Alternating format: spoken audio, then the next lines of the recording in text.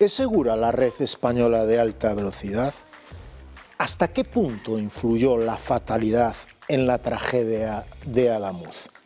Y por otra parte, ¿sabía usted que las agresiones al personal sanitario pasaron de 46 en 2023 a 73 en 2025 en el área ourensana? Las preguntas que usted se hace cada mañana también nos las hacemos aquí. Las respuestas en 15 segundos arrancan Portada.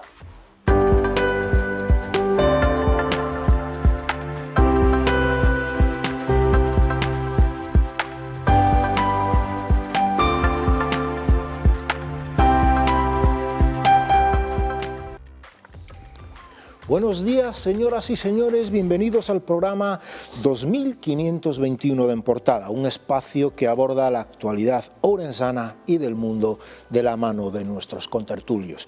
Pero antes, como siempre, como es habitual, repasamos la portada de la región, cuyo titular principal dice así: descartan fallo humano o exceso de velocidad en la tragedia de Adamuz. El número de víctimas sigue creciendo y ya son 40 los fallecidos y 122 los heridos, algunos muy graves. A esta hora del día, sin embargo, tenemos que actualizar la información y recordarles que la lista de fallecidos ya ha subido a 41. Consternación y solidaridad en toda España, donde han sido decretados 3 días de luto oficial. El diario también subraya el aumento de las agresiones a sanitarios en el área ourensana, 73 en 2025. En páginas interiores, la región refleja el caos en la ciudad por el corte de la tractorada en la Nacional 120. Los manifestantes resisten, pero valoran movilizarse a una ubicación de mayor visibilidad. La foto de portada es para la Festa dos Fachós en Castro Caldelas. Para analizar estos y otros asuntos contamos hoy con el abogado y analista habitual de este programa, Julio Álvarez. Benvido, Julio. Boa mañá, grazas. Aquí estamos, contentos de volver aquí. Tamén contamos con el catedrático de Derecho Internacional Miguel Michinel. Benvido, Miguel. Moitas grazas a vosotros tamén. Y ya vía conferencia saludamos al periodista de esta casa y especialista en asuntos ferroviarios, Paco Gil. Benvido, Paco. ¿Qué tal estás, Jaime? Muchas gracias por acompañarnos aquí en este programa. Escuchamos a Paco Gil. No sé si me oísteis. Ahora sí. Ahora sí, ¿no? Perfecto. Paco. Pues bien, decía que bien hallado aquí en esta tertulia. Muy bien, sin más demora, arrancamos con el primer tema del día. Una rotura en la vía, concretamente una brecha de unos 30 centímetros en el carril derecho de la vía en el kilómetro 318,7 del corredor de alta velocidad Madrid-Andalucía. Esta parece ser ahora mismo la principal hipótesis. Hablamos de hipótesis del descarrilamiento de los últimos 3 vagones del tren Irio el pasado domingo a las 19:45 horas, lo que provocó 20 segundos después un fatal desenlace: el impacto del Alvia que circulaba en dirección contraria en el municipio cordobés de Adamuz. No parece que haya sido un error humano, no parece que haya sido un fallo en la electrificación ni tampoco en la señalización, y ambos trenes circulaban por debajo de los 250 km/h velocidad máxima permitida en la recta del siniestro. Por el momento, 41 fallecidos y más de 120 heridos. Pero recordemos que la Guardia Civil tiene constancia de 43 denuncias de desaparición. Se espera que la maquinaria pesada entre esta mañana en acción para levantar los 2 vagones más dañados, los 2 primeros vagones del Alvia en los que viajaban al menos 53 personas de las 200 que viajaban en ese tren. El país está de luto hasta las 24 horas de pasado mañana. Julio, esto es más o menos en el escenario en el que nos encontramos en este momento. Sí, lo primero, mostrar evidentemente la consternación y el dolor ante esta tragedia y por lo tanto la solidaridad con los familiares, amigos de las víctimas y un recuerdo para las víctimas también, ¿no? Yo creo que el sistema de alta velocidad español es uno de los más amplios en kilometraje, en kilómetros, en velocidad del mundo. Estamos en una posición de la élite, ¿no?, de la alta velocidad, pero este accidente muestra cómo, por lo que se apunta en las informaciones de las que disponemos en este momento, como un pequeño fallo en uno de los elementos estructurales, por ejemplo, de nuestra red, puede provocar una tragedia, añadida a la fatalidad de que el segundo tren, en este caso, se cruza con el siniestrado 20 segundos o 28 segundos después y provoca pues que el desastre haya sido tremendamente mayor, ¿no? Tenemos la alta velocidad, tiene estos desafíos. Todas las piezas tienen que tener total perfección. Cualquier imperfección en cualquiera de ellas, añadido a los posibles fallos humanos, que siempre son posibles, pero que están absolutamente descartados en este caso, ¿no? Dicho esto, yo creo que el sistema es seguro, debemos confiar en el sistema, la tecnología es, digamos, de la mayor calidad, y eso no descarta que a veces un pequeño problema estructural o a veces un fallo humano, como ha sido el caso de Angrois, un fallo humano que llevaba aparejado otras circunstancias sobre las condiciones de circulación en el tramo concreto, pero que es totalmente distinto a este, pues que cualquier pequeño defecto en un elemento estructural, en algún elemento de la vía, pueda ocasionar una tragedia de estas dimensiones a la que se une esa tremenda fatalidad, casualidad, como queramos llamarle, de la poca diferencia con que se cruzan de tiempo en segundos, que no le da tiempo a saltar el sistema de seguridad para advertir de que hay un obstáculo en la vía. Miguel.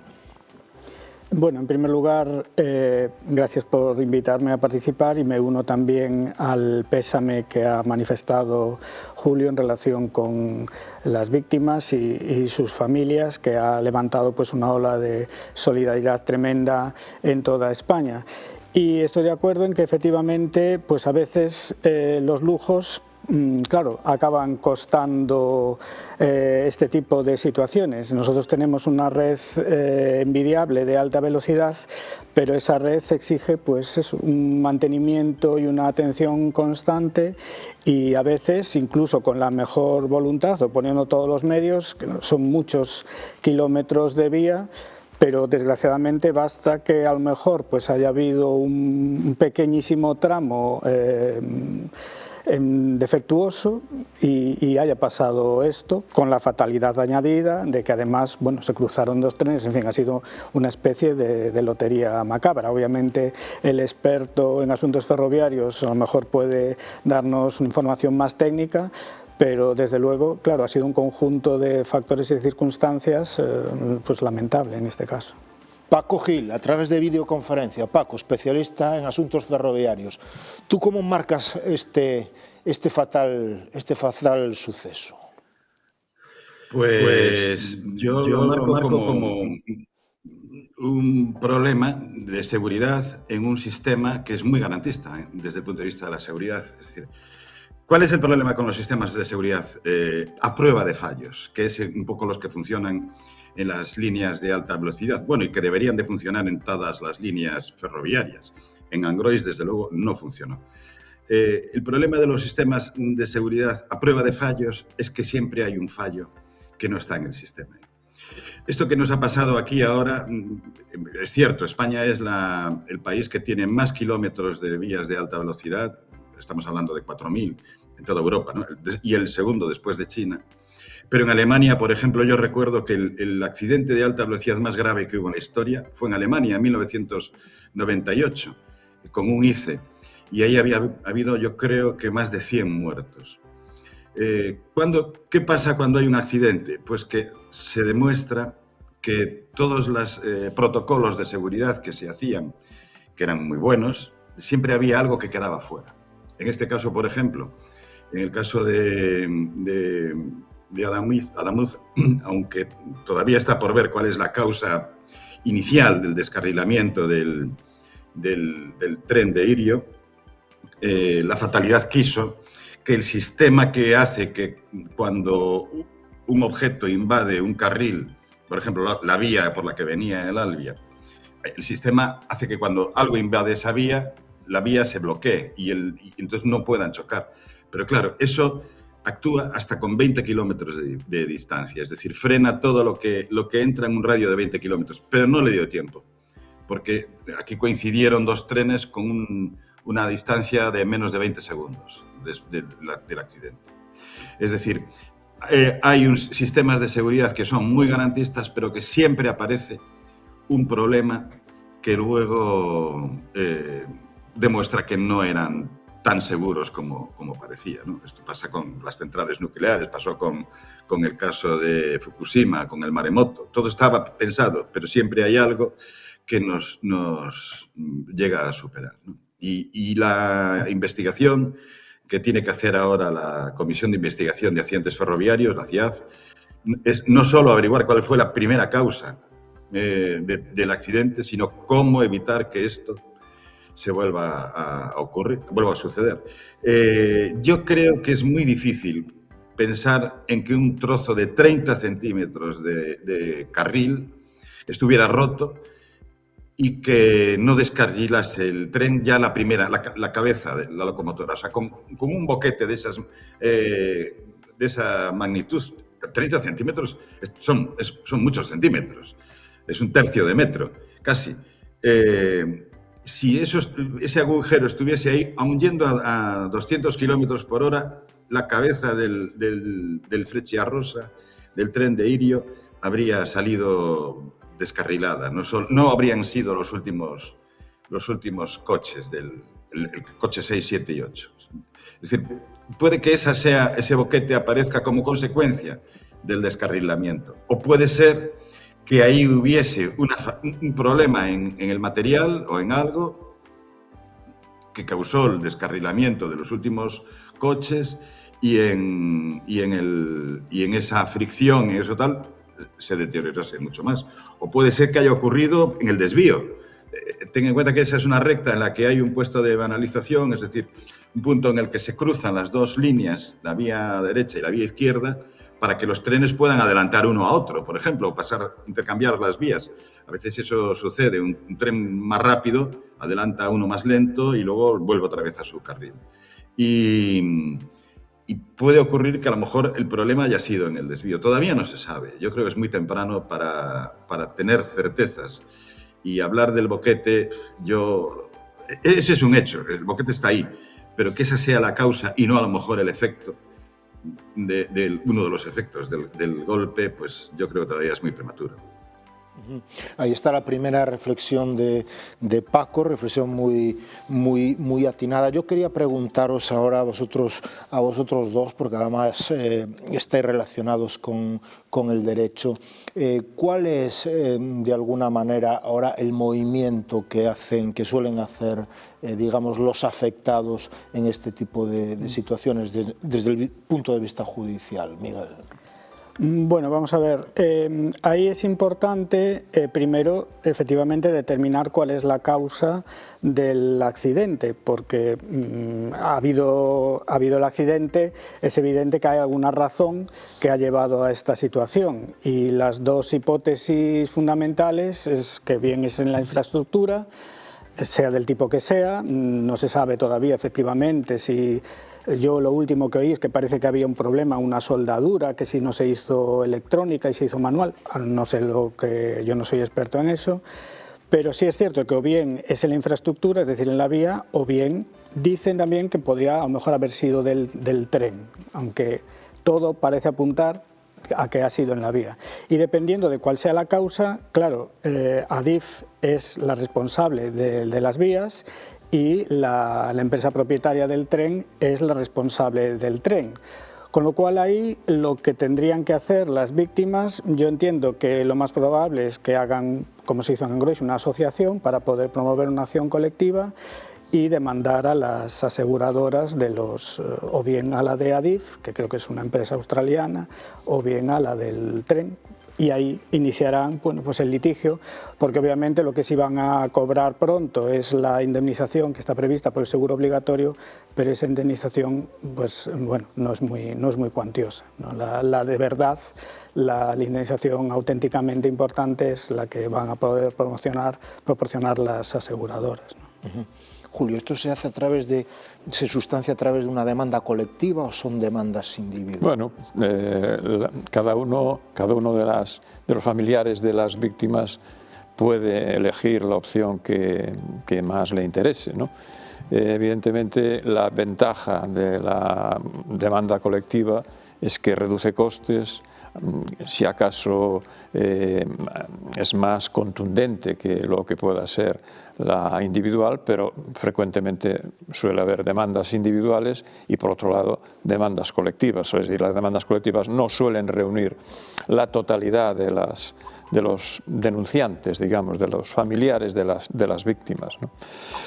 Yo quería apuntar, porque no se citó, solo sobre lo que acabamos de comentar antes, que es un dato a mí que me parece relevante, el hecho de que ese tramo en concreto de infraestructura ha sido renovado hace unos meses, por lo tanto no apunta a un problema de mantenimiento, aunque los mantenimientos lógicamente pueden tener una calidad, otra calidad, es decir, puede haber elementos constructivos defectuosos que no se detectan cuando se revisa la nueva instalación, pero quiero decir, esto aporta, desde el punto de vista global de la seguridad de nuestro sistema, aporta una certeza, y es que el sistema de alta velocidad español, que tiene un altísimo coste tanto en el establecimiento como en el mantenimiento, se mantiene en unos estándares de calidad altos, muy altos, y que por lo tanto debemos seguir confiando en una apuesta por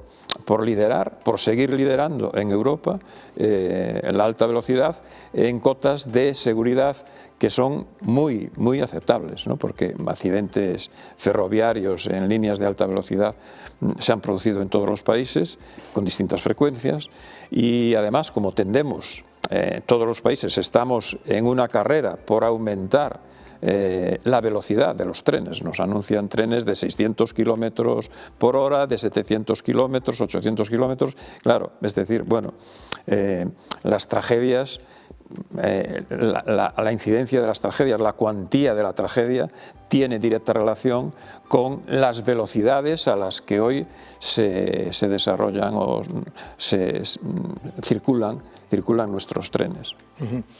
Paco Gil, especialista en asuntos ferroviarios, periodista de la región, también de Telemiño. Paco, yo quería hacerte una pregunta. Es lógico, ¿no? Es humano, ¿no? que los viajeros que hoy se suban a un tren pues tengan ciertas dudas, ¿no? Incluso hasta miedo, porque tenemos fresquísimo, todavía estamos asistiendo con estupor, con pesar, estamos de luto a esta tragedia, ¿no? Mi pregunta es, Paco, ¿esto podría haber sucedido en Galicia? Y otra cuestión, ¿esto cuestiona la red española de alta velocidad? Bueno, la primera pregunta de si podría haber sucedido en Galicia, yo te diría que sí, podría haber sucedido en cualquier otro punto de la red. Es decir, este es un problema, un accidente que todavía no tiene explicaciones. Sabremos a lo mejor dentro de unos meses cuál fue la causa, pero bueno, es aleatorio donde haya sucedido, porque un fallo sea de la naturaleza que sea de la vía, sea de la propia infraestructura, aparte de lo que es la vía, ¿no? Pues yo qué sé, el balasto, las traviesas, o sea por el efecto de algún tipo de fatiga en un material, en el material rodante. Eso puede suceder en cualquier punto de España o de cualquier país de Europa, ¿no? Y en cuanto a si son seguros los sistemas, ¿cuál era la segunda pregunta? La segunda es si esta tragedia de alguna manera cuestiona o pone en duda Sí. todo el sistema, ¿no? Yo creo que no. Yo creo que lo que pone en duda es la perfección absoluta. Es decir, siempre contamos con que un sistema no va a fallar, nunca. Porque además hemos sido muy minuciosos a la hora de tomarnos todas las precauciones. Es decir, para que un tren pueda ir a 300 kilómetros por hora, se sobredimensiona la seguridad en la infraestructura. La infraestructura, en el caso por ejemplo, de Galicia, está diseñada para velocidades máximas de hasta 350 kilómetros por hora.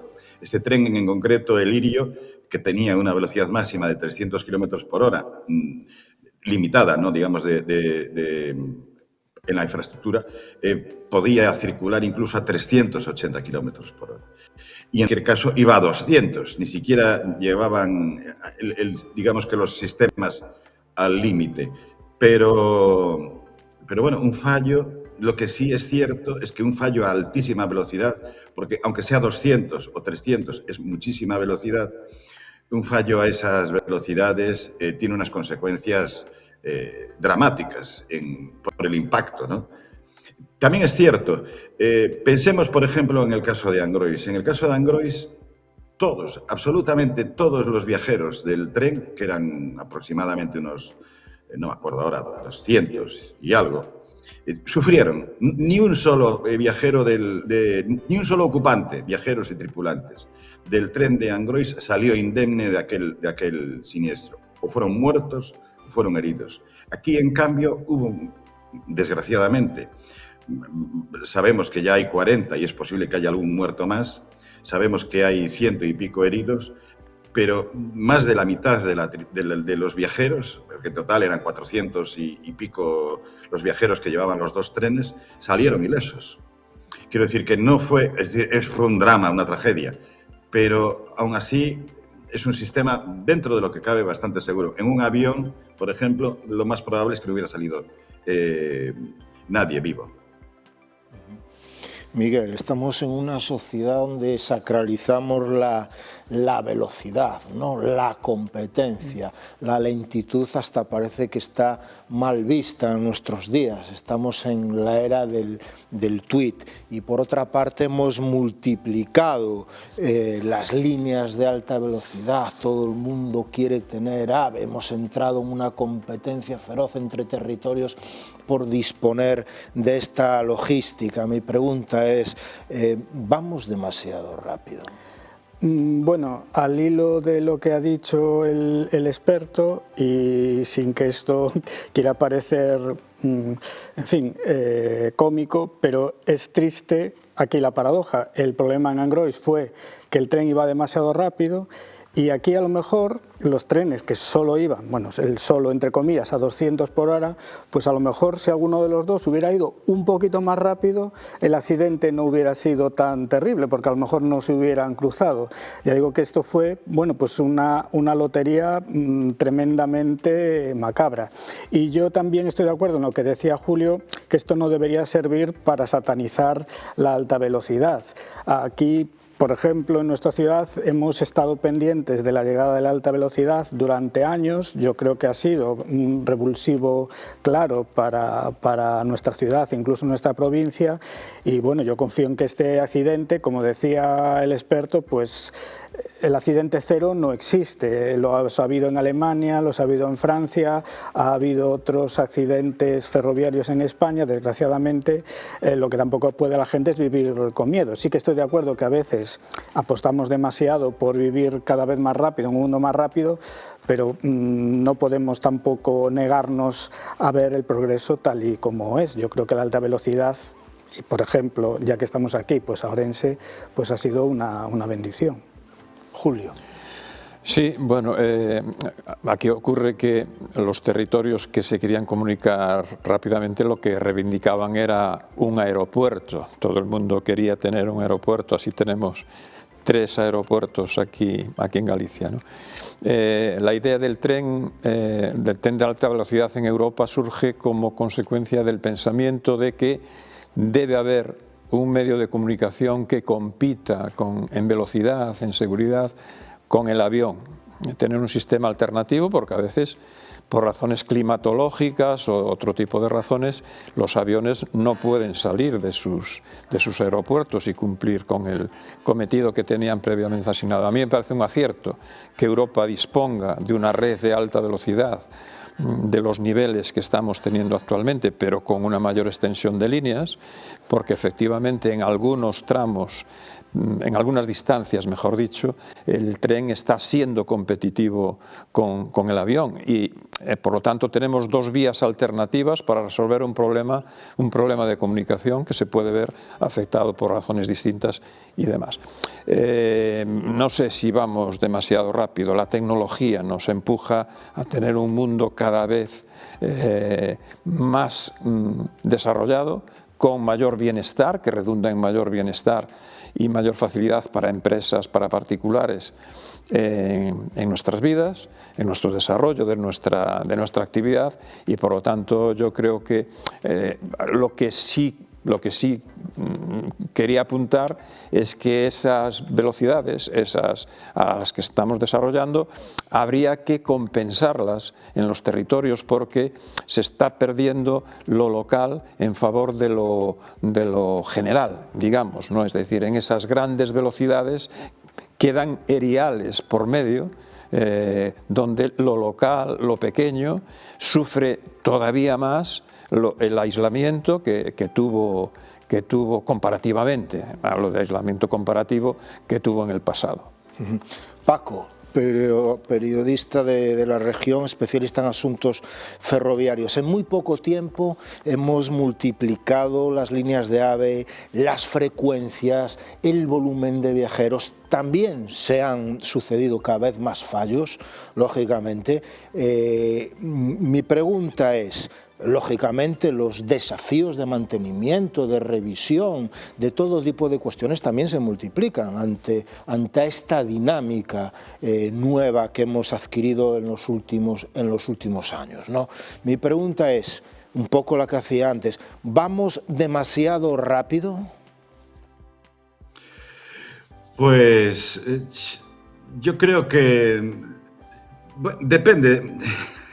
Desde mi punto de vista, yo creo que vamos demasiado rápido porque estamos abandonando otras líneas como son las convencionales. Y el ejemplo lo tenemos en este accidente.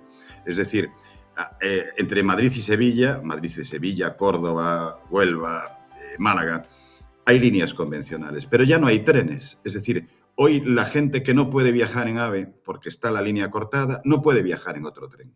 ¿Por qué? Pues porque Renfe ya no tiene aquellos trenes, los ha vendido, se ha deshecho de ellos o lo que sea. Es decir, hemos sustituido un sistema que a lo mejor era más lento, también era más barato y todo, por otro más rápido, pero hemos perdido tener lleva. Eso por un lado. Por otro lado, es cierto, las vías cada vez admiten más velocidad, pero también a mayor velocidad y con mayor número de trenes circulando, son más necesitadas de un mantenimiento más exhaustivo. ¿Se está haciendo ese mantenimiento? Teóricamente sí. Existen contratos de mantenimiento preventivo y correctivo, existen contratos de mantenimiento, por ejemplo, desde desbroces para evitar que haya problemas con las hierbas y la maleza. Existe una serie de contratos que Adif en este caso externaliza porque no tiene recursos propios para hacerlo, pero lo que está por ver es si esos mantenimientos son suficientes. No es el caso de lo que ha ocurrido aquí, y lo apuntaba antes Julio, es decir, tenemos que tener en cuenta que aunque la línea de alta velocidad de Sevilla en abril cumplirá 34 años, ese tramo en concreto estaba ya renovado, es decir, ya había cubierto su etapa, digamos que ya no tenía problemas de materiales y todo eso porque había sido renovado en su totalidad. Y en el tramo en concreto en el que estábamos, en el que se ha producido este siniestro, la última obra se terminó en mayo del año pasado. Es decir, el material está todavía bien. Que pudiera a lo mejor tener pequeños fallos o problemas, como se han detectado, por ejemplo, en algún viaducto, o han reportado maquinistas y técnicos, ¿no?, que decían que hubo problemas de fallos por dilataciones y cosas, es cierto. Pero yo no creo que sea un problema de mantenimiento. A lo mejor ahí la clave está en que hubo un defecto material en algo que escapó de los controles de calidad. Lo sabremos cuando la investigación haya profundizado.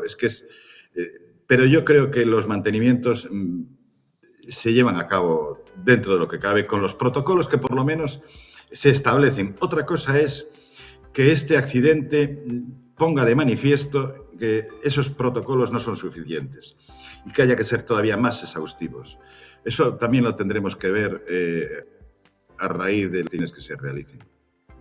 Antes de despedir el programa vamos a hacer una ronda rápida con una conclusión rápida de cada uno de vosotros. Miguel. Bueno, yo creo que efectivamente, como decía vuestro experto, ahora lo que hay que hacer es esperar a los resultados de la investigación, que posiblemente pues tardará un tiempo porque es compleja y el accidente incluso pues está hoy in situ todavía llegando la maquinaria pesada, no se han retirado cuerpos y en función de la investigación pues habrá que depurar las distintas responsabilidades que proceda.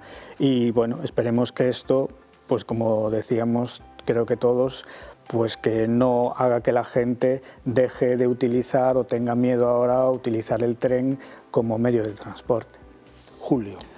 Bueno, para aportar algo más o para tratar de aportar algo más al debate, yo celebro que en esta cuestión, que yo creo que es una cuestión estratégica para España, el tren de la alta velocidad, pues que en este momento celebremos una unidad política en torno a este grave, hasta la grave tragedia, ¿no?, que nos conmueve, que nos contraría a todos los españoles y especialmente al presidente de la comunidad andaluza, porque ha estado en donde yo creo que todos los dirigentes políticos tienen que estar. No ha sido unánime, por cierto, la posición en todo el ámbito político. En concreto, Vox creo que no ha ido por esta línea, pero yo creo que esto es algo que conviene resaltar, porque nos jugamos mucho como país también en ese liderazgo de la alta velocidad, en el ambiente, en muchos aspectos, en el económico, en el social, en el del prestigio de país y en el de marca España. Paco, especialista en asuntos ferroviarios, tu última reflexión. Pues mi última reflexión es que todo es seguro, pero no es lo suficientemente seguro. Y bueno, pues la desgracia es que al final siempre hay un accidente que nos lo pone sobre la mesa.